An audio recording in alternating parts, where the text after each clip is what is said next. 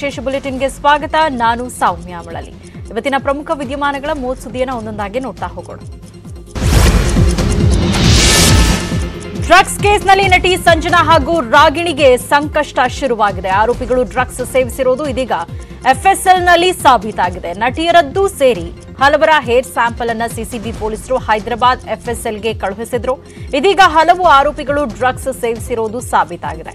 ಅದೇ ರೀತಿ ರಾಗಿಣಿ ಹಾಗೂ ಸಂಜನಾ ಅವರು ಡ್ರಗ್ಸ್ ಸೇವಿಸಿರುವುದು ಕೂಡ ಎಫ್ಎಸ್ಎಲ್ನಲ್ಲಿ ಸಾಬೀತಾಗಿದೆ. ಈ ಪರೀಕ್ಷೆಯ ವರದಿ ಇದೀಗ ಸಿಸಿಬಿ ತನಿಖಾಧಿಕಾರಿಗಳ ಕೈ ಸೇರಿದೆ. ಬೇಲ್ ಪಡೆದು ಹೊರಗಿರುವ ಆರೋಪಿಗಳಿಗೆ ಈಗ ಸಂಕಷ್ಟ ಶುರುವಾಗಿದೆ. 13 ಆರೋಪಿಗಳ ಹೇರ್ ಸ್ಯಾಂಪಲ್ ವರದಿಯನ್ನ ಸಿಸಿಬಿ ಕೋರ್ಟ್ಗೆ ಸಲ್ಲಿಸಿದೆ. ಇನ್ನು ಈ ಬಗ್ಗೆ ಪ್ರತಿಕ್ರಿಯಿಸಿರುವ ಸಿಸಿಬಿ ಮುಖ್ಯಸ್ಥ ಸಂದೀಪ್ ಪಾಟೀಲ್, ಆರೋಪಿಗಳು ಡ್ರಗ್ಸ್ ಸೇವನೆ ಮಾಡಿರುವುದು ಸಾಬೀತಾಗಿದೆ ಅಂತ ಹೇಳಿದ್ದಾರೆ. ಆರೋಪಿತರು ಈ ಡ್ರಗ್ಸ್ ಕೇಸಲ್ಲಿ ಭಾಗಿಯಾಗಿರೋದ್ರ ಬಗ್ಗೆ, ಸೇವನೆ ಮಾಡಿರೋದ್ರ ಬಗ್ಗೆ ದೃಢಪಡಿಸಲು ನಾವು ಆರೋಪಿಗಳ ಬ್ಲಡ್ ಹಾಗೂ ಯೂರಿನ್ ಸ್ಯಾಂಪಲ್ ಅನ್ನು ಸಂಗ್ರಹಿಸಿ ಎಫ್ಎಸ್ಎಲ್ಗೆ ಕಳಿಸ್ಕೊಡ್ತಾ ಇದ್ವಿ. ಕೆಲವು ಪ್ರಕರಣದಲ್ಲಿ ನಾವು ಈ ಯಾವ ರೀತಿ ಇನ್ನೂ ಹೆಚ್ಚಿನ ಸಾಕ್ಷ್ಯಾಧಾರನ ಸಂಗ್ರಹಿಸ್ಬೋದು ಅಂತ ನಾವು ನೋಡಿದಾಗ ಕೆಲವು ಸ್ಟಡೀಸಲ್ಲಿ ಈ ಕೂದಲನ್ನು ನಾವು ಕಲೆಕ್ಟ್ ಮಾಡಿ ಕಳಿಸ್ಕೊಟ್ರೆ ಕೂದಲಲ್ಲಿ ಸುಮಾರು 1 ವರ್ಷದ ಮಟ್ಟಿಗೆ ಈ ಈ ಡ್ರಗ್ಸ್ ಸ್ಯಾಂಪಲ್ಸ್ ಅಲ್ಲಿ ನಮಗೆ ಡಿಟೆಕ್ಟ್ ಆಗ್ಬೋದು ಅಂತ ನಮಗೆ ಕಂಡು ಬಂದಿರೋದ್ರಿಂದ ನಾವು ಕೆಲವು ಪ್ರಕರಣದಲ್ಲಿ ಆರೋಪಿತರ ಹೇರ್ ಸ್ಯಾಂಪಲ್ಸನ್ನು ಸಂಗ್ರಹಿಸಿ Hyderabad central forensic line laboratory ಕಳಿಸ್ಕೊಟ್ಟಿದ್ದೀವಿ. ಕೆಲವು ವರದಿಗಳು ಬಂದಿದೆ, ಅದನ್ನು ಈಗಾಗಲೇ ನ್ಯಾಯಾಲಯಕ್ಕೂ ಕೂಡ ನಾವು ಸಲ್ಲಿಸಿದ್ದೀವಿ. ಹೆಚ್ಚಿನ ಸಾಕ್ಷ್ಯಗಳನ್ನು ಸಂಗ್ರಹಿಸಲಿಕ್ಕೆ ಇದೇ ರೀತಿ ಕೂದಲು ಮಾದರಿಯನ್ನು ನಾವು ಇನ್ನು ನಟಿಯರು ಡ್ರಗ್ಸ್ ಸೇವಿಸಿರುವುದು ಎಫ್ಎಸ್ಎಲ್ನಲ್ಲಿ ಸಾಬೀತಾಗಿರುವುದರ ಬಗ್ಗೆ ನಿರ್ದೇಶಕ ಇಂದ್ರಜಿತ್ ಲಂಕೇಶ್ ಪ್ರತಿಕ್ರಿಯಿಸಿದ್ದಾರೆ. ಡ್ರಗ್ಸ್ ಕೇಸ್ ಬಗ್ಗೆ ಇಂದ್ರಜಿತ್ ಲಂಕೇಶ್ ಕೂಡ ಹಲವು ಸಾಕ್ಷಿಗಳನ್ನು ಒದಗಿಸಿದ್ರು. ಡ್ರಗ್ಸ್ ಕೇಸ್ ಸಂಬಂಧ ಸಿಸಿಬಿಗೆ ಎಲ್ಲಾ ರೀತಿಯಲ್ಲೂ ಸಹಕರಿಸಿದ್ದೀನಿ. ಇದು ಒನ್ ಡೇ ಮ್ಯಾಚ್ ಅಲ್ಲ, ನಿರಂತರವಾಗಿ ತನಿಖೆ ನಡೀತಾ ಇರುತ್ತೆ. ಸಮಾಜದ ದೃಷ್ಟಿಯಿಂದ ಎಲ್ಲರೂ ಸಹಕರಿಸಬೇಕು ಅಂತ ಇಂದ್ರಜಿತ್ ಲಂಕೇಶ್ ಹೇಳಿದ್ದಾರೆ. ಸಂದೀಪ್ ಪಾಟೀಲ್ ಅವರ ನೇತೃತ್ವದಲ್ಲಿ ಇಡೀ ಸಿಸಿಬಿ ತಂಡ ತನಿಖೆ ಮಾಡಿದ್ರು. ನಾನು ಮಾಹಿತಿ ಕೊಟ್ಟೆ, ನಂತರ ನನಗೇನೇನು ಗೊತ್ತಿದೆ ಅದನ್ನೆಲ್ಲ ಹಂಚ್ಕೊಂಡೆ. ಅವರು ಒಂದು ದೊಡ್ಡ ಮಟ್ಟದಲ್ಲಿ ತನಿಖೆ ಮಾಡಿದ್ರು. ಮೀನುಗಳು ಸಿಕ್ತು, ಆದರೆ ದೊಡ್ಡ ದೊಡ್ಡ ತಿಮಿಂಗಲಗಳು ಇನ್ನೂ ಬಾಕಿ ಇದೆ ಅಂತ. ಮತ್ತು ವರದಿಗಳನ್ನ ನೋಡ್ತಾನೆ ಇದ್ದೆ. ಪ್ರತಿದಿನ ಕೋಟ್ಯಾಂತರ ರೂಪಾಯಿಯಷ್ಟು ಡ್ರಗ್ಸ್ ವಶಕ್ಕೆ ಪಡಿತಾ ಇದ್ರು. ಅವಾಗ ಆಶ್ಚರ್ಯ ಆಯಿತು. ಸಂದೀಪ್ ಪಾಟೀಲ್ ಅವರಿಗೆ ಮತ್ತು ಅವರ ತಂಡಕ್ಕೆ ಒಂದು ಧನ್ಯವಾದ ಹೇಳ್ತೀನಿ. ಇದಿಲ್ಲೇ ನಿಲ್ಲಿಸಬೇಡಿ, ನೀವೇ ಹೇಳ್ದಂಗೆ ಇದು ಒನ್ ಡೇ ಮ್ಯಾಚ್ ಅಲ್ಲ, ನಿರಂತರವಾಗಿ ಹೋರಾಟ ನಡೀತಾನೆ ಇರಬೇಕು, ತನಿಖೆ ಮಾಡ್ತಾನೆ ಇರಬೇಕು. ಯಾಕೆ ಅಂತಂದರೆ ಕೋಟ್ಯಾಂತರ ರೂಪಾಯಿಯಷ್ಟು ಇವತ್ತು ಬೆಂಗಳೂರು ಒಂದು ಡ್ರಗ್ ಕ್ಯಾಪಿಟಲ್ ಆಗಿದೆ. ಒಂದು ಕೋಟ್ಯಾಂತರ ರೂಪಾಯಿಯಷ್ಟು ಡ್ರಗ್ಸ್ನ ಇಲ್ಲಿ ಬಂದು ಬೆಂಗಳೂರಿಗೆ ಡಂಪ್ ಮಾಡ್ತಾ ಇದ್ದಾರೆ ಅಂದರೆ ಅಷ್ಟು ಡಿಮ್ಯಾಂಡ್ ಇದೆ. ಒಂದು 360 ಡಿಗ್ರೀಸ್ ತನಿಖೆ ಮಾಡಿ ಇದಕ್ಕೆಲ್ಲ ಒಂದು ಕಡೆ ಮೂಲಗಳನ್ನ ಹುಡುಕಿ ಮತ್ತು ಆ ಮೂಲಗಳನ್ನ ಹುಡುಕಿ ದೊಡ್ಡ ದೊಡ್ಡ ವ್ಯಕ್ತಿಗಳು ಯಾರಿದ್ದಾರೆ ಇದರಲ್ಲಿ ಮತ್ತು ಎಲ್ಲಿಂದ ಬರ್ತಾ ಇದೆ, ಯಾರು ಇದಕ್ಕೆ ಒಂದು ಕೀ ಕೊಡ್ತಾ ಇರೋದು ಮತ್ತು ಇಷ್ಟೊಂದು ಕೋಟ್ಯಾಂತರ ರೂಪಾಯಿ ಅಷ್ಟು ಡ್ರಗ್ಸ್ ಬಂದು ಬೀಳ್ತಾ ಇರೋದು ಯಾರಿಗೋಸ್ಕರ, ಅದನ್ನೆಲ್ಲ ನೀವು ಕಂಡುಹಿಡಬೇಕು. ಡ್ರಗ್ಸ್ ಕೇಸ್ನಲ್ಲಿ ಸಂಜನಾ ಹಾಗೂ ರಾಗಿಣಿ ಅವರ ಮೇಲಿನ ಆರೋಪ ಸಾಬೀತಾಗಿದೆ. ಎಫ್ಎಸ್ಎಲ್ ವರದಿಯಲ್ಲಿ ಡ್ರಗ್ಸ್ ಸೇವಿಸಿರುವುದು ಸಾಬೀತಾಗಿದೆ. ಈ ಬಗ್ಗೆ ಸಂಜನಾ ಅವರ ತಾಯಿ ಪ್ರತಿಕ್ರಿಯಿಸಿದ್ದಾರೆ. ಡ್ರಗ್ಸ್ ಸೇವನೆ ಸಾಬೀತಾಗಿರೋ ವಿಚಾರದ ಬಗ್ಗೆ ನಮಗೇನು ಗೊತ್ತಿಲ್ಲ ಎಂದಿದ್ದಾರೆ. ಸಂಜನಾ ಈಗಾಗಲೇ ತುಂಬಾ ನೊಂದಿದ್ದಾರೆ. ನಮಗೇನು ಆ ಬಗ್ಗೆ ಗೊತ್ತಿಲ್ಲ, ನಮ್ಮನ್ನು ಬಿಟ್ಬಿಡಿ ಅಂತ ಕಣ್ಣೀರು ಸೋರಿಸಿದ್ದಾರೆ. ಮತ್ತೆ ರಿಪೋರ್ಟ್ ಅದು ಇದು ಅಂತ ತೊಂದರೆ ಕೊಡಬೇಡಿ, ದಯವಿಟ್ಟು ನಮ್ಮನ್ನ ಬಿಟ್ಬಿಡಿ, ದೇವರ ದಯೆಯಿಂದ ನನ್ನ ಮಗಳು ಕೇಸ್ನಿಂದ ಹೊರಬಂದಿದ್ದಾಳೆ ಅಂತ ಸಂಜನಾ ತಾಯಿ ಹೇಳಿದ್ದಾರೆ. ರಿಕ್ವೆಸ್ಟ್ ಮಾಡ್ತೀವಿ ಎಲ್ಲರೂ. ನಾವು ತುಂಬಾ ನೋವಿಸ್ತಿದ್ವಿ, ಹೇಳಕ್ಕೆ ಮಾತು ಏನು ವರ್ಡ್ಸ್ ಇಲ್ಲ ನಮ್ಮ ಹತ್ರ. ಅಲ್ಲ, ನಮಗೆ ಅರ್ಥ ಆಗುತ್ತೆ ಮೇಡಮ್. ಏನೋ क्या बोलते हैं आपको हिंदी मालूम है? मौत के मुंह में जाके मेरी बेटी वापस आई है. मेहरबानी करके हमें बख्श दो, दुआ करो वो अच्छा हो. बस ಡ್ರೆಸ್ ಮಾಡಿ ಚೆನ್ನಾಗಾಗಿ ತುಂಬ ನೋವಿಸ್ತಿದ್ವಿ, ತುಂಬಾ ಸಫರ್ ಆಗಿದ್ದೀವಿ. ಅಲ್ಲ ಮೇಡಮ್, ಅದು ರಿಪೋರ್ಟ್ ಅಂತ ಬಂದಿರುತ್ತೆ, ಏನು ಗೊತ್ತಿಲ್ಲ ಸಾರಲ್ಲ. ನಟ ಕೋಮಲ್ ವಿರುದ್ಧ ಭ್ರಷ್ಟಾಚಾರ ಆರೋಪ ಕೇಳಿಬಂದಿದೆ. ಶಾಲಾ ಮಕ್ಕಳಿಗೆ ವಿತರಿಸುವ ಸ್ವೆಟರ್ನಲ್ಲಿ ಭ್ರಷ್ಟಾಚಾರ ನಡೆದಿದೆ ಅಂತ ದಲಿತ ಸಂಘರ್ಷ ಸಮಿತಿ ಆರೋಪಿಸಿ ಬಿಬಿಎಂಪಿ ಕಚೇರಿ ಮುಂದೆ ಪ್ರತಿಭಟನೆಯನ್ನ ನಡೆಸಿದೆ. ಸ್ವೆಟರ್ ವಿತರಿಸೋ ಟೆಂಡರ್ನಲ್ಲಿ ನಟ ಕೋಮಲ್ಗೆ 1.75 ಕೋಟಿ ಹಣ ಬಿಡುಗಡೆ ಮಾಡಲಾಗಿದೆ ಅಂತ ಡಿಎಸ್ಎಸ್ನ ಸಿಎಸ್ ರಘು ಆರೋಪಿಸಿದ್ದಾರೆ.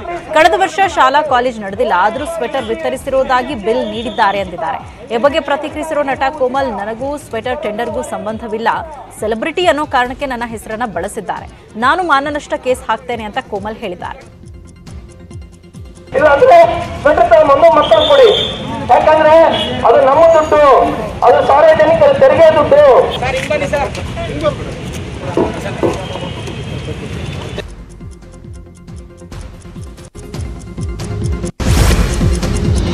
Love you Rachchu cinema shooting ವೇಳೆ ಸಾಹಸ ಕಲಾವಿದನ ಸಾವು ಪ್ರಕರಣ ಸಂಬಂಧ ರಾಮನಗರದ ಅಪರ ಹಿರಿಯ ಸಿವಿಲ್ ನ್ಯಾಯಾಲಯದಲ್ಲಿ ವಿಚಾರಣೆ ನಡೆಯಿತು. ದುರಂತ ಸಂಬಂಧ ಈಗಾಗಲೇ 3 ಜನ ಆರೋಪಿಗಳಿಗೆ 14 ದಿನ ನ್ಯಾಯಾಂಗ ಬಂಧನ ವಿಧಿಸಲಾಗಿತ್ತು.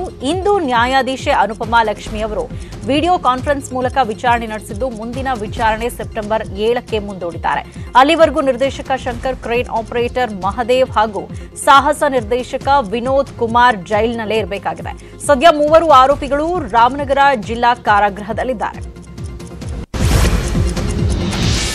ಬೆಂಗಳೂರಲ್ಲಿ ಟ್ರಾಫಿಕ್ ಪೊಲೀಸರು ಭರ್ಜರಿ ಕಾರ್ಯಾಚರಣೆಯನ್ನ ನಡೆಸಿದ್ದಾರೆ. ಆಗಸ್ಟ್ 16ರಿಂದ 22ರವರೆಗೆ ವೀಲಿಂಗ್ ವಿರುದ್ಧ ವಿಶೇಷ ಕಾರ್ಯಾಚರಣೆ ನಡೆಸಿರೋ ಪೊಲೀಸರು ಈವರೆಗೂ 8 ದ್ವಿಚಕ್ರ ವಾಹನಗಳನ್ನು ಜಪ್ತಿ ಮಾಡಿದ್ದಾರೆ. ಅಲ್ಲದೆ ಐಪಿಸಿ ಸೆಕ್ಷನ್ 279ರ ಮೋಟಾರ್ ಕಾಯ್ದೆ ಅಡಿ ಕೇಸ್ ದಾಖಲು ಮಾಡಿದ್ದಾರೆ. ಬೈಕ್ ಮಾಲೀಕರು ಹಾಗೂ ಅಪ್ರಾಪ್ತರ ತಂದೆ ತಾಯಿ ವಿರುದ್ಧ ಕ್ರಮಕ್ಕೆ ಪೊಲೀಸರು ಮುಂದಾಗಿದ್ದಾರೆ. ಪುಲಿಕೇಶಿನಗರ ಸಂಚಾರಿ ಠಾಣೆಯಲ್ಲಿ 16 ವರ್ಷ ಬಾಲಕನ ವಿರುದ್ಧ ಕೇಸ್ ದಾಖಲಾಗಿದೆ. ಬಾಣಸ್ವಾಡಿ, ಕೆಆರ್ಪುರಂ, ಬ್ಯಾಟ್ರಾಯನಪುರ ಸಂಚಾರಿ ಠಾಣೆಯಲ್ಲೂ ಪ್ರಕರಣ ದಾಖಲಾಗಿದೆ. ವೀಲಿಂಗ್ ಮಾಡದವರ ಡ್ರೈವಿಂಗ್ ಲೈಸೆನ್ಸ್ ಅನ್ನು ಪೊಲೀಸರು ಅಮಾನತುಗೊಳಿಸಿದ್ದಾರೆ. ನಿನ್ನೆಯಿಂದಲೇ ರಾಜ್ಯಾದ್ಯಂತ ಶಾಲಾ ಕಾಲೇಜುಗಳು ಶುರುವಾಗಿದೆ. ಆದರೂ ಇನ್ನೂ ಕೂಡ ಸಂಪೂರ್ಣವಾಗಿ ಖಾಸಗಿ ಶಾಲೆ ಕಾಲೇಜ್ ಓಪನ್ ಆಗಿಲ್ಲ. ಬೆಂಗಳೂರಲ್ಲಿ 60% 70% ಶಾಲೆ ಓಪನ್ ಆಗಿದ್ರೆ ರಾಜ್ಯಾದ್ಯಂತ ಕೇವಲ 45% ಖಾಸಗಿ ಶಾಲೆಗಳು ಓಪನ್ ಆಗಿದೆ. ಒಂದ್ ಕಡೆ ಮಕ್ಕಳನ್ನ ಶಾಲೆಗೆ ಕಳುಹಿಸಲು ಪೋಷಕರು ಕೂಡ ನಿರಾಸಕ್ತಿ ತೋರುತ್ತಿದ್ದಾರೆ. ಸರ್ಕಾರವನ್ನೇ ಒತ್ತಾಯಿಸಿದ ಖಾಸಗಿ ಶಿಕ್ಷಣ ಸಂಸ್ಥೆಗಳು ಕೂಡ ನಿರಾಸಕ್ತಿ ತೋರಿಸುತ್ತಿವೆ. ನಿಯಮ ಸಡಿಲಿಕೆಗೆ ಪೋಷಕರು ಹಾಗೂ ಶಾಲಾ ಕಾಲೇಜ್ ಒತ್ತಡ ಹಾಕ್ತಿವೆ. ಸೆಪ್ಟೆಂಬರ್ನಿಂದ ಪೂರ್ಣ ಪ್ರಮಾಣದಲ್ಲಿ ಶಾಲಾ ಕಾಲೇಜ್ ಓಪನ್ ಆಗೋ ಸಾಧ್ಯತೆಗಳಿವೆ. ನಿನ್ನೆ 9, 10ನೇ ತರಗತಿ ಹಾಗೂ ಪಿಯುಸಿ ತರಗತಿಗಳು ಆರಂಭವಾಗಿವೆ. ಈಗ ಸರ್ಕಾರದ ಮುಂದಿರುವ ಸವಾಲು 1ರಿಂದ 8ನೇ ತರಗತಿ ಆರಂಭಿಸುವುದು. 1ರಿಂದ 8ನೇ ತರಗತಿ ಆರಂಭದ ಬಗ್ಗೆ ಮುಂದಿನ ವಾರ ಸಭೆ ನಡೆಸಲು ಸಿಎಂ ಬಸವರಾಜ ಬೊಮ್ಮಾಯಿ ತೀರ್ಮಾನಿಸಿದ್ದಾರೆ. ಶಿಕ್ಷಣ ತಜ್ಞರು ಹಾಗೂ ಅಧಿಕಾರಿಗಳು ಆರೋಗ್ಯ ಇಲಾಖೆ ಅಧಿಕಾರಿಗಳ ಜೊತೆ ಆಗಸ್ಟ್ 30 ಅಥವಾ 31ರಂದು ಸಭೆ ನಡೆಸುವ ಸಾಧ್ಯತೆ ಇದೆ. ಇದೇ ಸಭೆಯಲ್ಲಿ ಗಡಿ ಜಿಲ್ಲೆಯಲ್ಲಿ ತರಗತಿ ಆರಂಭಿಸುವ ಕುರಿತು ಚರ್ಚೆ ನಡೆಯುವ ಸಾಧ್ಯತೆ ಇದೆ. ಬೆಂಗಳೂರಿನ ನೆಲಮಂಗಲದ ಸರ್ಕಾರಿ ಪ್ರೌಢಶಾಲೆಗೆ ಶಿಕ್ಷಣ ಸಚಿವ ಬಿಸಿ ನಾಗೇಶ್ ಭೇಟಿ ನೀಡಿ ಪರಿಶೀಲನೆಯನ್ನು ನಡೆಸಿದರು. ನಿನ್ನೆಯಷ್ಟೇ ತರಗತಿಗಳು ಆರಂಭ ಆಗಿರೋದ್ರಿಂದ ವಿದ್ಯಾರ್ಥಿಗಳ ಭೌತಿಕ ಹಾಜರಾತಿ ಪರಿಶೀಲಿಸಲು ಶಿಕ್ಷಣ ಸಚಿವರು ಭೇಟಿಯನ್ನು ಕೊಟ್ಟಿದ್ದಾರೆ. ನೆಲಮಂಗಲ ತಾಲೂಕಿನ ಶಾಲೆಗಳಲ್ಲಿ 60% ವಿದ್ಯಾರ್ಥಿಗಳು ಹಾಜರಾಗಿದ್ದಾರೆ. ಶಿಕ್ಷಣ ಸಚಿವರು ವಿದ್ಯಾರ್ಥಿಗಳ ಜೊತೆಗೆ ಮಾತನಾಡಿದರು. ಆನ್ಲೈನ್ ಶಿಕ್ಷಣ, ಶಾಲೆಗೆ ಬರಲು ಬಸ್ ಪಾಸ್ ತೊಂದರೆ, ಇತರೆ ಸಮಸ್ಯೆಗಳ ಕುರಿತು ಮಾಹಿತಿಯನ್ನು ಸಂಗ್ರಹಿಸಿದರು. ಅಲ್ಲದೆ ಗೈರು ಹಾಜರಾದ ವಿದ್ಯಾರ್ಥಿಗಳ ಪೋಷಕರ ಬಳಿ ಮಾತನಾಡಿ ಯಾವುದೇ ಭಯವಿಲ್ಲದೆ ವಿದ್ಯಾರ್ಥಿಗಳನ್ನು ಶಾಲೆಗೆ ಕಳುಹಿಸಿ ಅಂತ ಹೇಳಿದರು.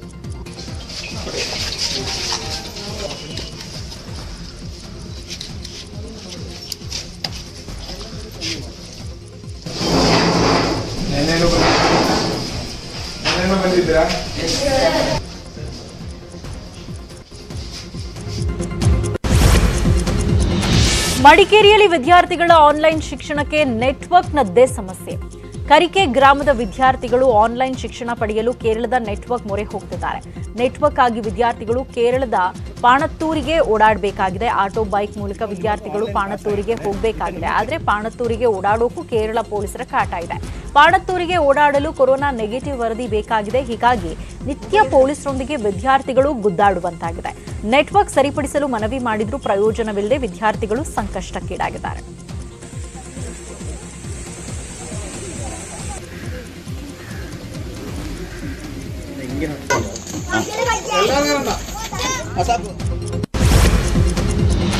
ಗಡಿ ಜಿಲ್ಲೆ ಚಾಮರಾಜನಗರದಲ್ಲಿ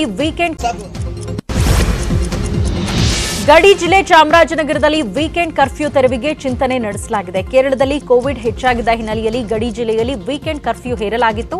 ಆದರೆ ಇತ್ತೀಚೆಗೆ ಚಾಮರಾಜನಗರ ಜಿಲ್ಲೆಯಲ್ಲಿ ಕೋವಿಡ್ ಪ್ರಕರಣ ಕಡಿಮೆಯಾಗಿದ್ದು ವೀಕೆಂಡ್ ಕರ್ಫ್ಯೂ ತೆರವುಗೊಳಿಸುವ ಬಗ್ಗೆ ಯೋಚಿಸುವಂತೆ ಉಸ್ತುವಾರಿ ಸಚಿವ ಎಸ್ಟಿ ಸೋಮಶೇಖರ್ ಡಿಸಿಎಂಆರ್ ರವಿಗೆ ಸೂಚಿಸಿದ್ದಾರೆ. ಹೀಗಾಗಿ ನಾಳೆವರೆಗೆ ದಾಖಲಾಗುವ ಪ್ರಕರಣ ಆಧರಿಸಿ ವೀಕೆಂಡ್ ಕರ್ಫ್ಯೂ ತೆರವು ಬಗ್ಗೆ ಅಂತಿಮ ನಿರ್ಧಾರ ಕೈಗೊಳ್ಳುವುದಾಗಿ ಜಿಲ್ಲಾಧಿಕಾರಿ ಎಂಆರ್ ರವಿ ತಿಳಿಸಿದ್ದಾರೆ. ಕೇರಳ ಗಡಿಯಲ್ಲಿ ನಕಲಿ ಕೋವಿಡ್ ರಿಪೋರ್ಟ್ ತರ್ತಾ ಇರುವ ವಿಚಾರದ ಬಗ್ಗೆ ಪ್ರತಿಕ್ರಿಯಿಸಿರುವ ಅವರು, ಈಗಾಗಲೇ ಕೇರಳದ ವಯನಾಡ್ ಡಿಸಿ ಗಮನಕ್ಕೆ ವಿಚಾರವನ್ನ ತರಲಾಗಿದೆ. ನಕಲಿ ನೆಗೆಟಿವ್ ರಿಪೋರ್ಟ್ ತಂದ್ರೆ ಪೊಲೀಸ್ ಕೇಸ್ ಹಾಕಲಾಗುವುದು ಅಂತ ಎಚ್ಚರಿಸಿದ್ದಾರೆ. ಸಚಿವ ಆನಂದ್ ಸಿಂಗ್ ಅಸಮಾಧಾನ ಕಡೆಗೂ ಶಮನವಾಗಿದೆ. ಮಾಜಿ ಸಿಎಂ ಬಿಎಸ್ವೈ ಹಾಗೂ ಸಿಎಂ ಬೊಮ್ಮಾಯಿ ಮನವೊಲಿಕೆ ಕಡೆಗೂ ಸಕ್ಸಸ್ ಆಗಿದೆ. ಸಂಧಾನದ ಬಳಿಕ ಆನಂದ್ ಸಿಂಗ್ ರಾಜೀನಾಮೆ ನಿರ್ಧಾರ ಕೈಬಿಟ್ಟಿದ್ದಾರೆ. ಇಂದು ಸಿಎಂರನ್ನು ಆನಂದ್ ಸಿಂಗ್ ಭೇಟಿಯಾಗಿ ಮಾತುಕತೆ ನಡೆಸಿದ್ರು. ಬಳಿಕ ಮಾತನಾಡಿದ ಆನಂದ್ ಸಿಂಗ್, ಸದ್ಯಕ್ಕೆ ಸಚಿವ ಸ್ಥಾನಕ್ಕೆ ರಾಜೀನಾಮೆ ನೀಡೋದಿಲ್ಲ, ಇಂದಿನಿಂದಲೇ ನಾನು ಕೆಲಸ ಮಾಡ್ತೀನಿ ಅಂತ ಆನಂದ್ ಸಿಂಗ್ ಹೇಳಿದ್ರು. ಪಕ್ಷ ಮತ್ತು ಸಿಎಂ ಆದೇಶದಂತೆ ಕೆಲಸ ಮಾಡ್ತೇನೆ, ಖಾತೆ ಬದಲಾವಣೆಗೆ ಮನವಿ ಮಾಡಿದ್ದೇನೆ, ಆದಷ್ಟು ಬೇಗ ಬಗೆಹರಿಸುವ ಭರವಸೆ ನೀಡಿದ್ದಾರೆ ಅಂತ ಆನಂದ್ ಸಿಂಗ್ ಹೇಳಿದ್ದಾರೆ. ಇವತ್ತು ಬೆಳಿಗ್ಗೆ ನಮ್ಮ ಪಕ್ಷದ ರಾಜ್ಯಾಧ್ಯಕ್ಷರು ಪಕ್ಷದ ಕಚೇರಿಗೆ ಹೋಗಿ ಅವರನ್ನ ಭೇಟಿ ಮಾಡಿ ನನ್ನಲ್ಲಿರ್ತಕ್ಕಂಥ ಮನವಿಗಳನ್ನ ಅವ್ರ ಗಮನಕ್ಕೆ ತಂದು ಕೆಲವು ವಿಚಾರಗಳನ್ನ ಚರ್ಚೆ ಮಾಡಿದ್ರು. ಕೆಲಸ ರಾಜೀನಾಮೆ ಕೊಡ್ತೀರಾ ಅಂತ ಹೇಳ್ತೀರಾ ಅಥವಾ ಸಮಾಧಾನ ಆಗಿದೆ? ಸಮಾಧಾನ ಆಗಿದೆ ಈಗ ನಿಮಗೆ? ನೀವು ಏನ್ ಪ್ರಶ್ನೆ ಕೇಳಿದಿರಿ, ಇವತ್ತು ಏನು ಮುಖ್ಯಮಂತ್ರಿಗಳು ಹೇಳಿದ್ದಾರೆ ಮತ್ತೆ ರಾಜ್ಯ ಅಧ್ಯಕ್ಷರು ಹೇಳಿದ್ದಾರೆ, ನನ್ನ ಮನವಿಯನ್ನ ಅವರಿಗೆ ಈ ಹಿಂದೆ ಏನು ಮಾಡಿದ್ದೆ ಇವತ್ತೂ ಅದೇ ಮನವಿಯನ್ನ ಮಾಡ್ಕೊಂಡಿದ್ದೀನಿ. ಅವರು ಆದಷ್ಟು ಬೇಗ ನಿಮ್ಮ ಮನವಿಯನ್ನ ಪರಿಗಣಿಸಿ ಮುಂದಿನ ಪರಿಹಾರ ನಾವು ಸಾರಿಗೆ ಸಚಿವ ಶ್ರೀರಾಮುಲು ಕೂಡ ತನ್ನ ಅಸಮಾಧಾನವನ್ನ ಕೈಬಿಟ್ಟಿದ್ದಾರೆ. ಇಂದು ಶ್ರೀರಾಮುಲು ವಿಧಾನಸೌಧಕ್ಕೆ ಎಂಟ್ರಿ ಆದ್ರು. ಅಲ್ಲದೆ ವಿಧಾನಸೌಧದ ಸಮಿತಿ ಕೊಠಡಿಯಲ್ಲಿ ಸಾರಿಗೆ ಇಲಾಖೆ ಅಧಿಕಾರಿಗಳ ಜೊತೆ ಸಭೆ ನಡೆಸಿದ್ರು. ಖಾತೆ ಹಂಚಿಕೆ ಬಳಿಕ ಅಸಮಾಧಾನಗೊಂಡಿದ್ದ ಶ್ರೀರಾಮುಲು ಇಷ್ಟು ದಿನ ವಿಧಾನಸೌಧದ ಕಡೆ ಮುಖ ಮಾಡಿರಲಿಲ್ಲ. ಕ್ಯಾಬಿನೆಟ್ ಸಭೆಗೂ ಗೈರಾಗಿದ್ರು. ಆದರೆ ಇಂದು ಅಸಮಾಧಾನ ಕೈಬಿಟ್ಟು ಸಾರಿಗೆ ಇಲಾಖೆ ಅಧಿಕಾರಿಗಳ ಜೊತೆ ಸಭೆಯನ್ನ ನಡೆಸಿದ್ದಾರೆ. ಕಾಂಗ್ರೆಸ್ನಲ್ಲಿ ಪ್ರಮೋಷನ್ ಸಿಗಬೇಕು ಅಂದ್ರೆ ಜೈಲಿಗೆ ಹೋಗಬೇಕು, ಪ್ರಮೋಷನ್ ಸಿಗಬೇಕು ಅಂದ್ರೆ ಭ್ರಷ್ಟಾಚಾರ ಮಾಡಬೇಕು ಅಂತ ಚಿಕ್ಕಮಗಳೂರಿನಲ್ಲಿ ಕಾಂಗ್ರೆಸ್ ವಿರುದ್ಧ ಸಿಟಿ ರವಿ ವ್ಯಂಗ್ಯವಾಡಿದ್ದಾರೆ. ವಿನಯ್ ಕುಲಕರ್ಣಿ ಈಗ ನಿರಪರಾಧಿಯೂ ಅಲ್ಲ, ಅಪರಾಧಿಯೂ ಅಲ್ಲ, ಆಪಾದಿತ. ಭ್ರಷ್ಟಾಚಾರ ಕೇಸ್ನ ಕಾಂಗ್ರೆಸ್ನ ರಾಜಕೀಯ ವ್ಯವಸ್ಥೆಯ ಒಂದು ಭಾಗ ಅಂತ ಲೇವಡಿ ಮಾಡಿದ್ದಾರೆ. ನನಗೆ ಈಗ ಅನಿಸ್ತಾ ಇರೋದು, ಕಾಂಗ್ರೆಸ್ನಲ್ಲಿ ಪ್ರಮೋಷನ್ ಸಿಗಬೇಕು ಅಂದರೆ ಅವ್ರು ಜೈಲಿಗೆ ಹೋಗಬೇಕು, ಕಾಂಗ್ರೆಸ್ನಲ್ಲಿ ಪ್ರಮೋಷನ್ ಸಿಗಬೇಕು ಅಂತ ಹೇಳಿದ್ರೆ ಭ್ರಷ್ಟಾಚಾರ ಮಾಡಬೇಕು. ಅವರೇ ಹೇಳಿದ್ದಾರೆ, ಹಿಂದೆ ರಾಜೀವ್ ಗಾಂಧಿಯವರು ನನ್ನ ಮೇಲೆ ಗುಂಡ ಅಂತ ಬಂದಾಗ ಗುಂಡಾಗಳು ಕೂಡ ನಾವು ವಿಶೇಷವಾಗಿರೋ ಆದ್ಯತೆ ಕೊಡಬೇಕು ಅಂಥೇಳಿ. ಹಾಗಾಗಿ ಡಿ ಕೆ ಶಿವಕುಮಾರ್ ಅವರು ಅವ್ರು ಹೇಗೆ ಬೆಳೆದು ಬಂದರೂ ಅದೇ ರೀತಿಯಲ್ಲಿ ಆಲೋಚನೆ ಮಾಡ್ತಿದ್ದಾರೆ. ಉಳಿದವರು ಕಾಂಗ್ರೆಸ್ ಬಗ್ಗೆ ಯೋಚನೆ ಮಾಡಬೇಕು. ಕಾಂಗ್ರೆಸ್ ಹಾಗೆ, ಕಾಂಗ್ರೆಸ್ಸು ಕರಪ್ಷನ್ ಪಾರ್ಟ್ ಆಫ್ ಕಾಂಗ್ರೆಸ್ನ ಪೊಲಿಟಿಕಲ್ ಸಿಸ್ಟಮ್ ಒಳಗಿದೆ. ಅಲ್ಲಿ ಗುಂಡಾಗಿರಿ ಅದು ಪ್ರಮೋಷನ್ನ ಒಂದು ಮಾದರಿ, ಗುಂಡಾಗಿರಿ ಒಂದು ಮಾದರಿ. ಹಾಗಾಗಿ ಅವರೇ ಒಪ್ಕೊಂಡಿರೋದ್ರಿಂದ ಅವರೇ ಅದನ್ನು ಒಪ್ಕೊಂಡ್ಬಿಟ್ಟಿದ್ದಾರೆ. ಉಳಿದ ಜನ ಕಾಂಗ್ರೆಸ್ ಬಗ್ಗೆ ಹೇಗೆ ಎಚ್ಚರ ವಹಿಸಬೇಕು ಅದನ್ನ ಎಚ್ಚರ ವಹಿಸಬೇಕು, ಜನ ಎಚ್ಚರ ವಹಿಸಬೇಕು. ನೆಲಮಂಗಲದಲ್ಲಿ ಪಾಗಲ್ ಪ್ರೇಮಿಯೊಬ್ಬ ಹುಚ್ಚಾಟ ಮೆರೆದಿದ್ದು ಮದುವೆಗೆ ನಿರಾಕರಿಸಿದ್ದಕ್ಕೆ ಯುವತಿಯ ತಂದೆಯನ್ನೇ ಕೊಲೆ ಮಾಡಿದ್ದಾನೆ. ಬೆತ್ತನಗೆರೆ ರಸ್ತೆಯ ಕುವೆಂಪು ನಗರದಲ್ಲಿ ಈ ಘಟನೆ ನಡೆದಿದೆ. 28 ವರ್ಷ ವಯಸ್ಸಿನ ನರೇಶ್ ಯುವತಿಯ ತಂದೆ ನಾಗಪ್ಪನನ್ನ ಕೊಲೆ ಮಾಡಿದ್ದಾನೆ. ಕಳೆದ 3 ವರ್ಷದಿಂದ ಯುವತಿಯನ್ನ ನರೇಶ್ ಪ್ರೀತಿಸ್ತಾ ಇದ್ದು ಮದುವೆಗಾಗಿ ಪೀಡಿಸ್ತಾ ಇದ್ದ. ಆದ್ರೆ ಹುಡುಗಿ ಹಾಗೂ ಮನೆಯವರು ಇದಕ್ಕೆ ಒಪ್ಪಿರಲಿಲ್ಲ. ಹೀಗಾಗಿ ಕುಪಿತಗೊಂಡ ನರೇಶ್ ಯುವತಿ ತಂದೆಯನ್ನ ಹತ್ಯೆಗೈದಿದ್ದಾನೆ. ಬೆಂಗಳೂರಿನಲ್ಲಿ ವರಮಹಾಲಕ್ಷ್ಮಿ ಹಬ್ಬದಂದು ನಡೆದಿದ್ದ ವೃದ್ಧ ದಂಪತಿ ಹತ್ಯೆ ಪ್ರಕರಣ ಸಂಬಂಧ 4 ಆರೋಪಿಗಳನ್ನ ಬಂಧಿಸಿದ್ದಾರೆ. ಕುಮಾರಸ್ವಾಮಿ ಲೇಔಟ್ ಪೊಲೀಸರು ಪ್ರಮುಖ ಆರೋಪಿ ನಾರಾಯಣಪ್ಪ ಸೇರಿ 4ರನ್ನ ಬಂಧಿಸಿದ್ದಾರೆ. ವೃದ್ಧ ದಂಪತಿ ಶಾಂತರಾಜು ಹಾಗೂ ಪ್ರೇಮಲತಾ ಅವರನ್ನ ಅವರ ಮನೆಯಲ್ಲೇ ಬಾಡಿಗೆ ಇದ್ದ ನಾರಾಯಣಪ್ಪನೇ ಸ್ಕೆಚ್ ಹಾಕಿ ಕೊಲೆ ಮಾಡಿದ್ದ. ಹಿಂದೂಪುರ ಮೂಲದ ನಾರಾಯಣಪ್ಪ ಇತ್ತೀಚೆಗೆ ವಿಪರೀತ ಸಾಲಕ್ಕೆ ಸಿಲುಕಿದ್ದ ದಂಪತಿ ಚಿನ್ನಾಭರಣದ ಮೇಲೆ ನಾರಾಯಣಪ್ಪ ಕಣ್ಣಿಟ್ಟಿದ್ದ ಎನ್ನಲಾಗಿದೆ. ಹೀಗಾಗಿ ತನ್ನ ಪರಿಚಯಸ್ಥರ ಜೊತೆ ಸೇರಿ ಕೊಲೆ ಮಾಡಿದ್ದ ಎನ್ನಲಾಗಿದೆ. ಚಿಕ್ಕಮಗಳೂರಲ್ಲಿ 3 ಪತ್ನಿಯರಿಗೆ ವಂಚಿಸಿ 4ನೇ ಮದುವೆಗೆ ಭೂಪನೊಬ್ಬ ಯತ್ನಿಸಿದ್ದಾನೆ. ಬಾಳೆಹೊನ್ನೂರು ನಿವಾಸಿ ಯೂಸುಫ್ ಹೈದರ್ ಎಂಬಾತ 3 ಪತ್ನಿಯರಿಗೆ ವಂಚಿಸಿದ್ದಾನೆ. ನಾನು ಮಂತ್ರವಾದಿ ಎಂದು ಪತ್ನಿಯರಿಗೆ ಮಂಕ್ ಬೂದಿ ಎರಚಿದ್ದಾನೆ. ಸದ್ಯ ಕಳಸದ ಮಹಿಳೆ ಜೊತೆ ಯೂಸುಫ್ ಎಸ್ಕೇಪ್ ಆಗಿದ್ದಾನೆ. ಮೋಸ ಹೋದ ಪತ್ನಿಯರು ಇದೀಗ ನ್ಯಾಯಕ್ಕಾಗಿ ಪರದಾಡ್ತಿದ್ದಾರೆ. ಮಂತ್ರವಾದಿ ಹೆಸರಲ್ಲಿ ಅನೇಕ ಮಹಿಳೆಯರಿಗೂ ವಂಚಿಸಿರುವ ಆರೋಪ ಕೇಳಿಬಂದಿದೆ. ಹೀಗಾಗಿ ಚಿಕ್ಕಮಗಳೂರಿನ ಎಸ್ಪಿಗೆ ನ್ಯಾಯ ಕೊಡಿಸುವಂತೆ ಪತ್ನಿಯರು ಮೊರೆ ಹೋಗಿ ಮನವಿ ಮಾಡಿದ್ದಾರೆ. ದಾವಣಗೆರೆಯಲ್ಲಿ ಬಗರ್ ಹುಕುಂ ಪತ್ರಕ್ಕಾಗಿ ರೈತರೆಲ್ಲರೂ ಸೇರಿ ಶಾಸಕ ಮಾಡಾಳ್ ವಿರೂಪಾಕ್ಷಗೆ ಮನವಿ ಮಾಡಿದ್ರು. ಆದರೆ ಈ ವೇಳೆ ಗುಂಪಾಗಿ ಜನ ಸೇರಿ ಸಾಮಾಜಿಕ ಅಂತರವನ್ನೇ ಮರೆತಿದ್ರು. ದಾವಣಗೆರೆಯ ಚನ್ನಗಿರಿ ಪಟ್ಟಣದಲ್ಲಿ ಈ ಘಟನೆ ನಡೆದಿದೆ. ಬಗರ್ ಹುಕುಂನಲ್ಲಿ ತಾವು ಉಳುಮೆ ಮಾಡ್ತಾ ಇರುವ ಜಮೀನಿಗೆ ಹಕ್ಕುಪತ್ರ ಕೇಳಲು ರೈತರು ಗುಂಪುಗೂಡಿ ಆಗಮಿಸಿದ್ರು. ಈ ವೇಳೆ ಶಾಸಕರು ಕೂಡ ಕೊರೋನಾ ನಿಯಮ ಉಲ್ಲಂಘಿಸಿ ಸಾಮಾಜಿಕ ಅಂತರ ಕಾಪಾಡಲಿಲ್ಲ. ಮೇಡಮ್ ಮೇಡಮ್ ನಮ್ಮ ಮತ್ತೆ ನಮ್ಮ ಸಮಿತಿಗೆ ಹಾಕ್ತಾರೆ. ನಾವು ಯಾಕೆ ಒಟ್ಟು ಮಾಡಿ ಒಂದು ಸವಾಲಿಗೆ ಇಟ್ಟು 15-19 ಜನಕ್ಕಿಂತ ನಮ್ಗೆ ಹೆಂಗೆ ನಿನಗೆ ಇಲ್ಲಿಗೆ ಮೇಡಮ್ ಅಲ್ಲಿ ಕಾಣಿಸ್ಕೊಂಡ್ಬಂದ್ರೆ ಮೇಡಮ್ ನಮ್ಮ ಮತ್ತೆ ನಮ್ಮ ಸಮಿತಿಗೆ ಹಾಕ್ತಾರೆ. ನಾವು ಯಾಕೆ ಒಟ್ಟು ಮಾಡಿ ಒಂದು ಸವಾಲಿಗೆ ಇಟ್ಟು.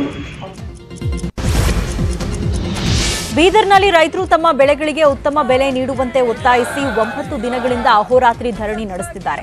ಪ್ರತಿ ಟನ್ ಕಬ್ಬಿಗೆ 2,400 ರೂಪಾಯಿ ನೀಡುವಂತೆ ಆಗ್ರಹಿಸಿ ಬೀದರ್ ನಗರದ ಅಂಬೇಡ್ಕರ್ ವೃತ್ತದ ಬಳಿ ಇರುವ ಜಿಲ್ಲಾ ಉಸ್ತುವಾರಿ ಸಚಿವ ಪ್ರಭು ಚೌಹಾಣ್ ಕಚೇರಿ ಎದುರು ಪ್ರತಿಭಟನೆಯನ್ನ ನಡೆಸಿದ್ದಾರೆ.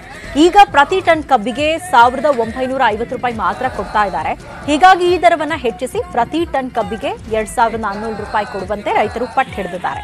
ಈ ಸಂಬಂಧ 10 ಬಾರಿ ರೈತರು ಕಾರ್ಖಾನೆಗಳ ಮಾಲೀಕರ ಜೊತೆ ಮೀಟಿಂಗ್ ನಡೆಸಿದ್ದಾರೆ. ಆದರೂ ರೈತರಿಗೆ 2,400 ರೂಪಾಯಿ ಕೊಡಲು ಕಾರ್ಖಾನೆಗಳು ನಿರಾಕರಿಸಿವೆ. ಹೀಗಾಗಿ ರೈತರು ಸಚಿವರಾದರೂ ನ್ಯಾಯ ಕೊಡಿಸಿ ಅಂತ ಧರಣಿ ಮಾಡ್ತಿದ್ದಾರೆ.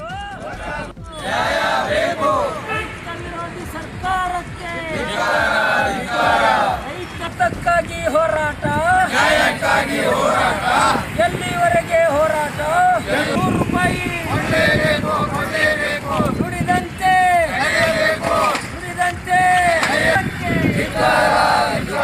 ರೈತ ವಿರೋಧಿ ರಾಜ್ಯ ಸರ್ಕಾರಕ್ಕೆ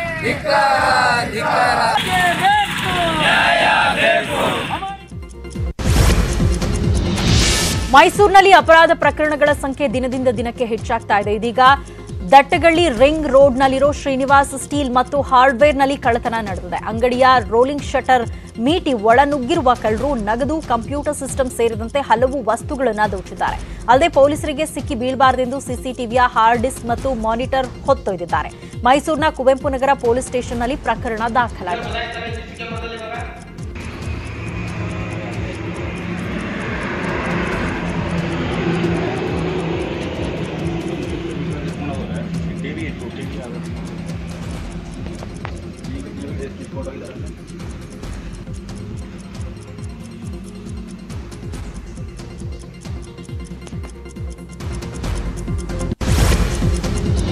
ಇನ್ನುಳಿದ 10 ಪ್ರಮುಖ ಸುದ್ದಿ ನೋಡೋಣ ಚಿಕ್ಕ ಬ್ರೇಕ್ ಆದ್ಮೇಲೆ.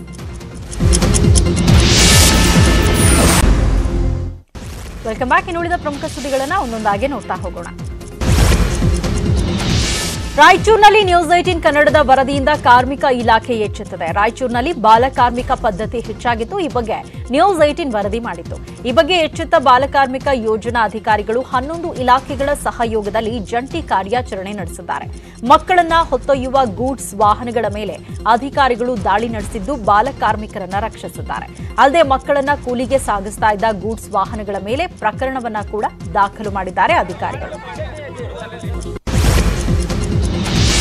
ಅಫ್ಘಾನಿಸ್ತಾನದಲ್ಲಿ ಸಿಲುಕಿರೋರ ರಕ್ಷಣೆ ಮುಂದುವರೆದಿದೆ. ಅಫ್ಘಾನಿಸ್ತಾನದಿಂದ ಭಾರತಕ್ಕೆ ಮತ್ತೊಂದು ವಿಮಾನ ಬಂದಿದ್ದು 78 ಜನರನ್ನ ಸುರಕ್ಷಿತವಾಗಿ ಕರೆತರಲಾಗಿದೆ.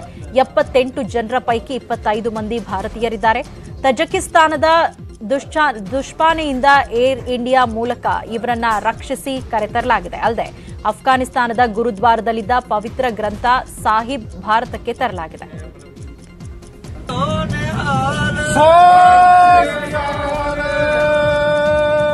ਵਾਹਿਗੁਰੂ ਜੀ ਕਾ ਖਾਲਸਾ ਵਾਹਿਗੁਰੂ ਜੀ ਕੀ ਫਤਿਹ। ਸਤਨਾਮ ਸ੍ਰੀ ਵਾਹਿਗੁਰੂ ਸਤਨਾਮ ਸ੍ਰੀ ਵਾਹਿਗੁਰੂ ਸਤਨਾਮ ਸ੍ਰੀ ਵਾਹਿਗੁਰੂ ਸਤਨਾਮ ਸ੍ਰੀ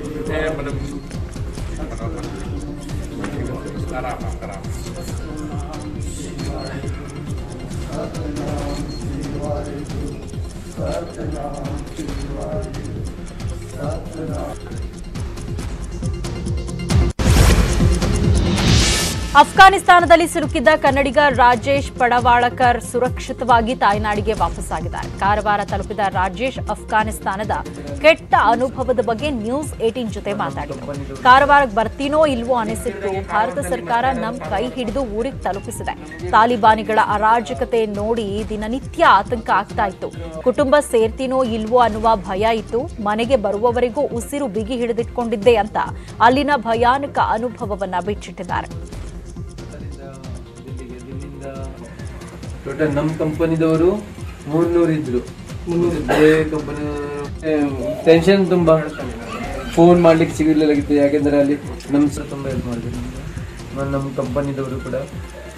ನಿಮ್ಗೆ ತಿಳಿದಂಗೆ ಕಾರವಾರದಲ್ಲಿ ಮತ್ತೆ ಯಾರು ಕಾರವಾರ ಭಾಗದ ಜನರು ನಮಗೆ ಗೊತ್ತಿಲ್ಲ ಈ ಥರ ಆಗೋದು ಅಂತ. ನಾವು ಕೆಲಸ ಮಾಡ್ತಿದ್ರು. ನಂಬರ್ ಹೇಳಿ, ನೀವು ಇಶ್ಯೂಸ್ ನನಗೆ ಕಾಲ್ ಮಾಡಿ, ನಾನು ನಂಬರ್ ಕೊಟ್ಟಿರ್ತೀನಿ.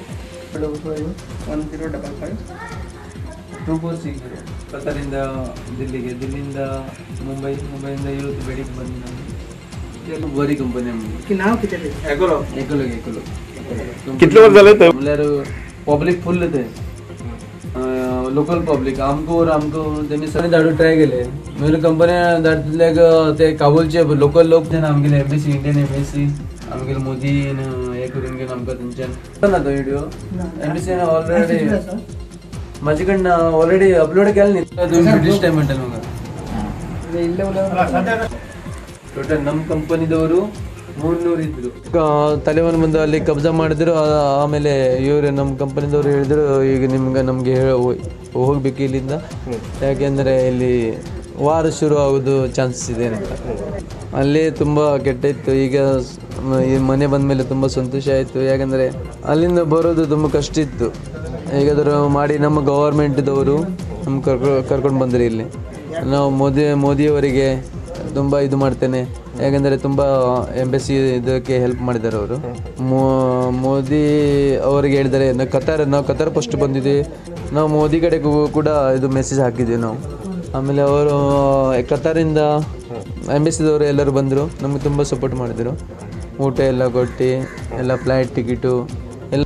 ಅಫ್ಘಾನಿಸ್ತಾನದಲ್ಲಿ ಸಿಕ್ಕಾಕೊಂಡಿರತಕ್ಕಂಥ ಉತ್ತರ ಕನ್ನಡ ಜಿಲ್ಲೆಯ ಕಾರವಾರದ ವ್ಯಕ್ತಿ ಕೊನೆಗೂ ತನ್ನ ತವರನ್ನು ಸೇರಿರತಕ್ಕಂಥದ್ದು ಇವತ್ತು. ಈಗ ಆ ವ್ಯಕ್ತಿ ನಮ್ಮ ಜೊತೆ ಇದ್ದಾರೆ. ಅವರ ಏನು ಬಂದ ಮೇಲೆ ಇಲ್ಲಿ ಅವರ ಏನು ಸಂಭ್ರಮ ಹೇಗಿದೆ, ಅಲ್ಲಿನ ಸ್ಥಿತಿಗತಿ ಬಗ್ಗೆ ಅವರ ಜೊತೆ ಕೇಳೋಣ. ಸರ್ ನಮಸ್ಕಾರ. ಇವತ್ತು ಕೊನೆಗೂ ಬಂದಿದ್ದೀರಿ ತವರಿಗೆ. ಅಲ್ಲಿನ ಸ್ಥಿತಿ ಹೇಗಿತ್ತು, ಆ ಕಷ್ಟದ ಜೀವನ ಹೇಗಿತ್ತು, ಇಲ್ಲಿ ಬಂದ ಮೇಲೆ ನಿಮ್ಮ ಸಂತೋಷ ಹೇಗಿದೆ, ಮನೆ ಸೇರಿದ ಮೇಲೆ ಸಂತೋಷ ಹೇಗಿದೆ? ಅಲ್ಲಿ ತುಂಬ ಕೆಟ್ಟಿತ್ತು. ಈಗ ಈ ಮನೆ ಬಂದ ಮೇಲೆ ತುಂಬ ಸಂತೋಷ ಆಯಿತು, ಯಾಕೆಂದರೆ ಅಲ್ಲಿಂದ ಬರೋದು ತುಂಬ ಕಷ್ಟ ಇತ್ತು. ಹೇಗಾದರೂ ಮಾಡಿ ನಮ್ಮ ಗವರ್ಮೆಂಟ್ದವರು ನಮ್ಗೆ ಕರ್ಕೊಂಡು ಬಂದ್ರಿ ಇಲ್ಲಿ. ನಾವು ಮೋದಿಯವರಿಗೆ ತುಂಬ ಇದು ಮಾಡ್ತೇನೆ, ಯಾಕೆಂದರೆ ತುಂಬ ಎಂಬೆಸಿ ಇದಕ್ಕೆ ಹೆಲ್ಪ್ ಮಾಡಿದ್ದಾರೆ ಅವರು. ಮೋದಿ ಅವರಿಗೆ ಹೇಳಿದ್ದಾರೆ ನಾವು ಕತಾರ್ ಫಸ್ಟ್ ಬಂದಿದ್ದೀವಿ, ಕತಾರ್ನಲ್ಲಿ ಇದು ಮಾಡಿ ಅವರು ಹೇಳಿದರು ನಮ್ಮ ಜನರಿಗೆ ಕರ್ಕೊಂಡು ಬರಬೇಕು ಅಂತ. ನಾವು ಮೋದಿ ಕಡೆಗೂ ಕೂಡ ಇದು ಮೆಸೇಜ್ ಹಾಕಿದ್ದೀವಿ ನಾವು, ಯಾಕಂದರೆ ನಾವು ತುಂಬ ಜನ ಇದ್ರಲ್ಲ, ಇಂಡಿಯನ್ ಜನ 700 ಮೇಲಿದ್ದರು. ಎಲ್ಲರೂ ಮೋದಿಗೆ ಎಲ್ಲ ಮೇಲ್ ಹಾಕಿದ್ರು ನಾವು ಮೆಸೇಜು. ಆಮೇಲೆ ಅವರು ಕತಾರಿಂದ ಎಂಬೆಸಿದವರು ಎಲ್ಲರೂ ಬಂದರು, ನಮಗೆ ತುಂಬ ಸಪೋರ್ಟ್ ಮಾಡಿದರು. ಊಟ ಎಲ್ಲ ಕೊಟ್ಟು ಎಲ್ಲ ಫ್ಲೈಟ್ ಟಿಕೆಟು ಎಲ್ಲ ಅವರೇ ಮಾಡಿಕೊಟ್ರು. ಆಮೇಲೆ ಕಳಿಸಿದ್ರು ಇಂಡಿಯಾಗೆ. ಅಲ್ಲಿ ಯಾವಾಗ ನಿಮಗೆ ಇಲ್ಲಿ ಹೋಗಲಿಕ್ಕೆ ಏನು ಇಂಟಿಮೇಷನ್ ಕೊಟ್ಟರು, ಮತ್ತು ನೀವು ಅಲ್ಲಿ ಯಾವಾಗ ಬಂದ್ರಿ? ಅದು ಸಡನ್ಲಿ ಆಯಿತು, ಅದು ಯಾರಿಗೂ ಗೊತ್ತಿಲ್ಲಾಗಿತ್ತು. ಸಡನ್ಲಿ ಅವರು ತಲೆವನ್ ಬಂದು ಅಲ್ಲಿ ಕಬ್ಜಾ ಮಾಡಿದ್ರು. ಆಮೇಲೆ ಇವರು ನಮ್ಮ ಕಂಪನಿದವರು ಹೇಳಿದ್ರು ಈಗ ನಮಗೆ ಹೋಗ್ಬೇಕು ಇಲ್ಲಿಂದ, ಯಾಕೆಂದರೆ ಇಲ್ಲಿ ವಾರ ಶುರು ಆಗೋದು ಚಾನ್ಸಸ್ ಇದೆ ಅಂತ. ತುಂಬ ಡೇಂಜರ್ ಆಗಿತ್ತು ಆ ದಿವಸ. ಅದಕ್ಕೆ ನಾವು ಅಲ್ಲಿಂದ ಕಂಪನಿಯವರು ನಿಮ್ಮ ಎಲ್ಲ ಲಗೇಜ್ ತೊಗೊಂಡು ನೀವು ಏರ್ಪೋರ್ಟಿಗೆ ಹೋಗಿ ಅಂತ. ಇಂಥ ಒಂದು ಸಂದರ್ಭ ಏನು ವಾರ್ ಸ್ಟಾರ್ಟ್ ಆಗುತ್ತೆ ಎನ್ನುವಂಥ ಒಂದು ಸಂದರ್ಭದಲ್ಲಿ ಏನೋ ಒಂಥರ ಎದೆಯಲ್ಲಿ ದೌಡವ ಆಗುವಂಥದ್ದು, ಎಲ್ಲೋ ನಾನು ತವ್ರು ಬಿಟ್ಟು ಬಂದಿದ್ದೀನಿ ಇಲ್ಲಿ ಮತ್ತೆ ಹೋಗಬೇಕು ಎನ್ನುವಂಥ ಒಂದು ಆತಂಕ ಆತುರ ಇದ್ದೇ ಇರುತ್ತೆ. ಅಂಥ ಒಂದು ಸಂದರ್ಭದಲ್ಲಿ ಏನು ಅನಿಸ್ತು ನಿಮಗೆ? ಅಲ್ಲೇ ಇದ್ಬಿಡ್ತೀನಾ ಅಥವಾ ಬರೋಕ್ಕಾಗತ್ತಾ, ಏನು ಆ ಥರ ಏನೋ ಒಂದು ಫೀಲ್ ಅನಿಸ್ತಾ? ಫೀಲ್ ಅನ್ನಿಸ್ತು, ಯಾಕಂದರೆ ಆ ಟೈಮಿಗೆಲ್ಲ ಫ್ಲೈಟ್ ಎಲ್ಲ ಬಂದಾಗಿತ್ತು. ನಾನು ಮನೆ ಹೋಗೋದಿಲ್ಲ ಅಂತ ನನಗೆ ಒಂದು ಸಲ ಇದು ಆಯಿತು. ಆದರೆ ನಮ್ಮ ಕಂಪನಿದವರು ಎಕಲೋ ಕಂಪನಿ ಎಲ್ಲ ತುಂಬ ಸಪೋರ್ಟ್ ಮಾಡಿದರು ನಮಗೆ. ಹೇಗಾದರೂ ಅಲ್ಲಿಂದ ನಮಗೆ ತೆಗಿಬೇಕು ಅಂತ ಹೇಗಾದರೂ ಮಾಡಿ ಅವರು ಇದು ಮಾಡಿದರು. ನಮಗೆ ಕತಾರಿಗೆ ಫ್ಲೈಟ್ ಮಾಡಿ US ಫ್ಲೈಟ್ ಮಾಡಿದರು, US ಏರ್ಫೋರ್ಸಿಗೆ. ಅಲ್ಲಿಂದ ನಾವು US ಏರ್ಫೋರ್ಸ್ ಮೇಲೆ ಎಲ್ಲ ತೊಗೊಂಡು ಹೋದ್ರು ನಮಗೆ. ಅಲ್ಲಿಂದ ಎಲ್ಲ ಟಿಕೆಟ್ ಮಾಡಿ ಅವರೇ US ಆರ್ಮಿ ಎಲ್ಲ ರೂಮ್ ಎಲ್ಲ ಕೊಟ್ಟು ಊಟ ಎಲ್ಲ ಕೊಟ್ಟು 3 ದಿವಸ ಅವರೇ ನಮ್ಮ ಎಲ್ಲ ಜವಾಬ್ದಾರಿ ಅವರೇ ಕೊಟ್ಟು ಇದು ಮಾಡಿದರು. ಆಮೇಲೆ ಟಿಕೆಟ್ ಮಾಡಿ ನಮಗೆ ಇಲ್ಲಿ PCR ಟೆಸ್ಟ್ ಮಾಡಿ ಇಲ್ಲಿ ಕಳಿಸಿದ್ರು ಇಂಡಿಯಾಗೆ. ಅಲ್ಲ, ಇಲ್ಲಿ ಹೆಂಡತಿ ಮಕ್ಕಳು ಒಂದು ಕಡೆ, ನೀವು ಒಂದು ಕಡೆಗೆ, ಎಲ್ಲೋ ಒಂದು ಕಡೆ ಬರ್ತೀನಿ ಇಲ್ವೋ ಅನ್ನುವಂಥ ಒಂದು ಫೀಲ್ ಇತ್ತು, ಆತಂಕ ಇತ್ತ ನಿಮ್ಮಲ್ಲಿ ಅಂತ? ಹಾಗಿತ್ತು. ಆದರೆ ನಮ್ಮ ಟೈಮ್ ಸರಿ ಇತ್ತು, ಅದಕ್ಕೆ ನಾವು ಬಂದಿದ್ದೀವಿ ಇಲ್ಲಿ. ಈ ಸಂದರ್ಭದಲ್ಲಿ ಭಾರತ ಸರ್ಕಾರ ನಿಮಗೆ ಸರಿಯಾಗಿ ಸ್ಪಂದಿಸಿದೆ ಅನ್ಸುತ್ತಾ? ಏನು ಹೇಳಲಿಕ್ಕೆ ಇಷ್ಟಪಡ್ತೀನಿ? ಭಾರತ ಸರ್ಕಾರ ತುಂಬ ಹೆಲ್ಪ್ ಮಾಡಿದೆ ನಾವು. ನಾನು ಮೋದಿಯವರಿಗೆ ತುಂಬ ಇದು ಮಾಡ್ತೇನೆ, ತುಂಬ ಹೆಲ್ಪ್ ಮಾಡಿದ್ದಾರೆ ಅವರು. ಇದಿಷ್ಟು ರಾಜೇಶ್ ಅವರ ಮಾತು. ದರ್ಶನ್ ನಾಯ್ಕ್, ನ್ಯೂಸ್ 18 ಕನ್ನಡ, ಕಾರವಾರ. ಕಾಬೂಲ್ನಲ್ಲಿ ತಾಲಿಬಾನ್ ಉಗ್ರರು ಉಕ್ರೇನ್ನ ವಿಮಾನವನ್ನ ಹೈಜಾಕ್ ಮಾಡಿದ್ದಾರೆ ಎನ್ನಲಾಗ್ತಾ ಇದೆ. ಕಾಬೂಲ್ ಏರ್ಪೋರ್ಟ್ನಿಂದ ವಿಮಾನ ಹೈಜಾಕ್ ಆಗಿದೆ ಎನ್ನುವ ಸುದ್ದಿ ಇದ್ದು, ವಿಮಾನದಲ್ಲಿ 98 ಮಂದಿ ಇದ್ದ ಬಗ್ಗೆ ಉಕ್ರೇನ್ ವಿದೇಶಾಂಗ ಸಚಿವಾಲಯ ಮಾಹಿತಿ ನೀಡಿದೆ. ವಿಮಾನ ಹೈಜಾಕ್ ಮಾಡಿ ಇರಾನ್ಗೆ ಕೊಂಡೊಯ್ದಿದ್ದಾರೆ ಎನ್ನಲಾಗಿದೆ. ಭಾನುವಾರ ರಾತ್ರಿಯೇ ವಿಮಾನ ಹೈಜಾಕ್ ಆಗಿದೆ ಎನ್ನಲಾಗ್ತಾ ಇದೆ. ಉಕ್ರೇನ್ ಸಂತ್ರಸ್ತರನ್ನ ರಕ್ಷಣೆ ಮಾಡಬೇಕಿತ್ತು, ಆದರೆ 3 ಬಾರಿ ಪ್ರಯತ್ನ ಮಾಡಿದ್ರೂ ನಮ್ಮ ಪ್ರಯತ್ನ ವಿಫಲವಾಗಿದೆ ಅಂತ ಉಕ್ರೇನ್ ವಿದೇಶಾಂಗ ಸಚಿವಾಲಯ ಮಾಹಿತಿ ನೀಡಿದೆ. ಮಹಾರಾಷ್ಟ್ರದಲ್ಲಿ ರಾಜಕೀಯ ಹೈ ಡ್ರಾಮಾ ಜೋರಾಗಿದೆ. ಕೇಂದ್ರ ಸಚಿವ ನಾರಾಯಣ್ ರಾಣೆ ಅವರನ್ನೇ ಮಹಾರಾಷ್ಟ್ರ ಪೊಲೀಸರು ಬಂಧಿಸಿದ್ದಾರೆ. ಸಿಎಂ ಉದ್ಧವ್ ಠಾಕ್ರೆ ವಿರುದ್ಧ ಪ್ರಚೋದನಕಾರಿ ಹೇಳಿಕೆ ನೀಡಿದ್ದ ಹಿನ್ನೆಲೆಯಲ್ಲಿ ಇಂದು ಪೊಲೀಸರು ಬಂಧಿಸಿದ್ದಾರೆ. ನಿನ್ನೆಯಷ್ಟೇ ಕೇಂದ್ರ ಸಚಿವ ನಾರಾಯಣ್ ರಾಣೆ ಮಹಾರಾಷ್ಟ್ರ ಸಿಎಂ ಉದ್ಧವ್ ಠಾಕ್ರೆ ವಿರುದ್ಧ ಹರಿಹಾಯ್ದಿದ್ರು. ದೇಶಕ್ಕೆ ಸ್ವಾತಂತ್ರ್ಯ ಲಭಿಸಿರುವಂತಹ ವರ್ಷವೇ ತಿಳಿಯದಿರೋ ಸಿಎಂ ಉದ್ಧವ್ ಠಾಕ್ರೆ ಅವರ ಕಪಾಳಕ್ಕೆ ಬಾರಿಸ್ತಾ ಇದೆ ಅಂತ ಹೇಳಿದ್ರು. ಇದಕ್ಕೆ ಕೆರಳಿರೋ ಶಿವಸೇನೆ ಕಾರ್ಯಕರ್ತರು ಕಚೇರಿ ಮುತ್ತಿಗೆ ಹಾಕಿ ಪ್ರತಿಭಟನೆ ನಡೆಸಿದ್ದಾರೆ. ಇಂದು ಮಧ್ಯಾಹ್ನ ರಾಣೆ ಅವರನ್ನ ಮಹಾರಾಷ್ಟ್ರ ಪೊಲೀಸರು ಅರೆಸ್ಟ್ ಮಾಡಿದ್ದಾರೆ. ಇನ್ನುಳಿದ 5 ಸುದ್ದಿ ನೋಡೋಣ ಚಿಕ್ಕ ಬ್ರೇಕ್ ಆದ್ಮೇಲೆ.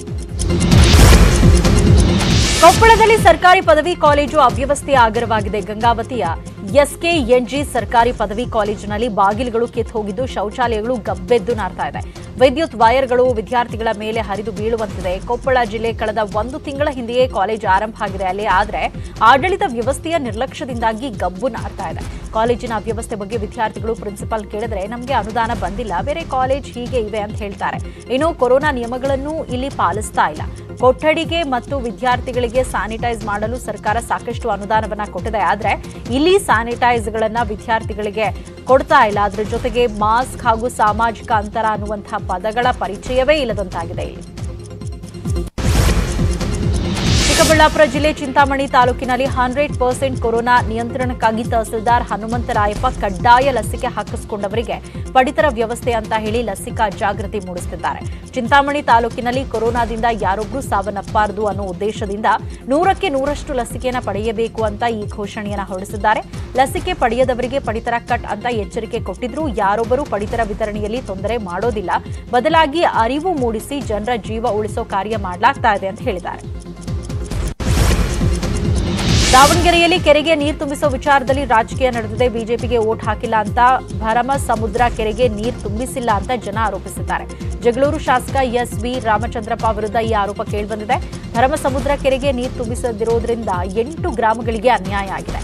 ಜಗಳೂರು ಭಾಗದ 57 ಕೆರೆಗಳಿಗೆ ನೀರು ತುಂಬಿಸುವ ಏತ ನೀರಾವರಿ ಯೋಜನೆ ಇದು.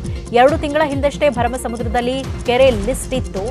ದೀಟೂರು 57 ಕೆರೆ ಏತ ನೀರಾವರಿ ಯೋಜನೆಯಲ್ಲಿತ್ತು. ಆದರೆ ರಾಜಕೀಯ ದುರುದ್ದೇಶದಿಂದ ಬಿಜೆಪಿ ಶಾಸಕ ಎಸ್.ವಿ. ರಾಮಚಂದ್ರಪ್ಪ ಆ ಕೆರೆಯನ್ನ ತೆಗೆಸಿ ಹಾಕಿದ್ದಾರನ್ನೋ ಆರೋಪ ಕೇಳಿಬಂದಿದೆ. ಈಗ ಹರಪನಹಳ್ಳಿಯ ನಂದಿಕಂಬ ಗ್ರಾಮದ ಕೆರೆ ಸೇರಿದ ಆರೋಪ ಎದುರಾಗಿದೆ. ನಿನ್ನೆ ತಹಸೀಲ್ದಾರ್ ಹಾಗೂ ಡಿಸಿಗೂ ಈ ಬಗ್ಗೆ ಗ್ರಾಮಸ್ಥರು ಮನವಿಯನ್ನ ಮಾಡಿದ್ದಾರೆ. ಬೀದರ್ ಜಿಲ್ಲೆಯ ಸುತ್ತಲಿನ ಗ್ರಾಮಗಳಲ್ಲಿ ಹೆಸರು ಕಾಳು ಬೆಳೆದ ರೈತರು ಮಂಗಗಳ ಹಾವಳಿಯಿಂದ ಕಂಗೆಟ್ಟಿದ್ದಾರೆ. ಹೊಲದಲ್ಲಿ ಬೆಳೆ ನಿಧಾನವಾಗಿ ಕಾಳು ಕಟ್ತಾ ಇದೆ. ಇಂತಹ ಸಂದರ್ಭದಲ್ಲಿ ಮಂಗಗಳ ಕಾಟದಿಂದ ರೈತರು ಸಂಕಷ್ಟಕ್ಕೀಡಾಗಿದ್ದಾರೆ. ಕಾಡಂಚಿನ ತಾಲೂಕುಗಳಾದ ಔರಾದ್, ಭಾಲ್ಕಿ, ಬೀದರ್ ತಾಲೂಕಿನ ಗ್ರಾಮಗಳಲ್ಲಿ ಮಂಗಗಳ ಕಾಟ ಹೆಚ್ಚಾಗಿದೆ. ಹಿಂಡು ಹಿಂಡಾಗಿ ಹೊಲಕ್ಕೆ ನುಗ್ಗುವ ಕೋತಿಗಳು ನಿತ್ಯವೂ ರೈತರು ಬೆಳೆದ ಬೆಳೆಯನ್ನ ಕಿತ್ಕೊಳ್ತಾ ಇದೆ. ಇವುಗಳ ಹಾವಳಿ ನಿಯಂತ್ರಿಸಲು ರೈತ ಸಮೂಹ ಪಟಾಕಿ ಸಿಡಿಸಿ ಸಿಡಿಮದ್ದು ಹಾರಿಸಿ ಬೆದರಿಸುವ ಯತ್ನ ನಡೆಸ್ತಾ ಇದ್ರು. ಅದು ಪ್ರಯೋಜನಕ್ಕೆ ಬರ್ತಾ ಇಲ್ಲ. ಮಂತ್ರಾಲಯದಲ್ಲಿ ರಾಘವೇಂದ್ರ ಸ್ವಾಮಿಗಳ ಮಧ್ಯಾರಾಧನೆ ಸಂಭ್ರಮ ನೆರವೇರಿದೆ. ದರ್ಶನಕ್ಕಾಗಿ ಭಕ್ತರು ವಿವಿಧೆಡೆಯಿಂದ ಆಗಮಿಸ್ತಾ ಇದ್ದಾರೆ. ಮಠದ ಪ್ರಾಕಾರದಲ್ಲಿ ಚಿನ್ನದ ರಥೋತ್ಸವ ನೆರವೇರಿಸಲಾಯಿತು. ಉತ್ಸವ ರಾಯರ ಮೂರ್ತಿಯನ್ನ ರಥದಲ್ಲಿ ಇರಿಸಲಾಗಿತ್ತು. ಅದರ ಎದುರು ಪರಿಮಳ ಗ್ರಂಥವನ್ನ ಪಲ್ಲಕ್ಕಿಯಲ್ಲಿಟ್ಟು ಮೆರವಣಿಗೆ ನಡೆಸಿದ್ದನ್ನ ಸಾವಿರಾರು ಭಕ್ತರು ಕಣ್ತುಕೊಂಡರು. ಶ್ರೀ ರಾಘವೇಂದ್ರ ಸ್ವಾಮಿಗಳ ವೃಂದಾವನಸ್ಥರಾಗಿ 350ನೇ ವರ್ಷಗಳಾದವು. ಆ ದಿನವನ್ನ ಮಧ್ಯಾರಾಧನೆ ಅಂತ ಪೂಜಾ ವಿಧಿವಿಧಾನಗಳನ್ನ ನೆರವೇರಿಸಲಾಗುತ್ತೆ. ಅತ್ಯಂತ ಭಾವವು ಪಟ ಪ್ರತಿಯೋಗಿಕವೇ ಹೊರತು ಏತದ್ಘಟ ಪ್ರತಿಯೋಗಿಕ ಧರ್ಮಾಣಿ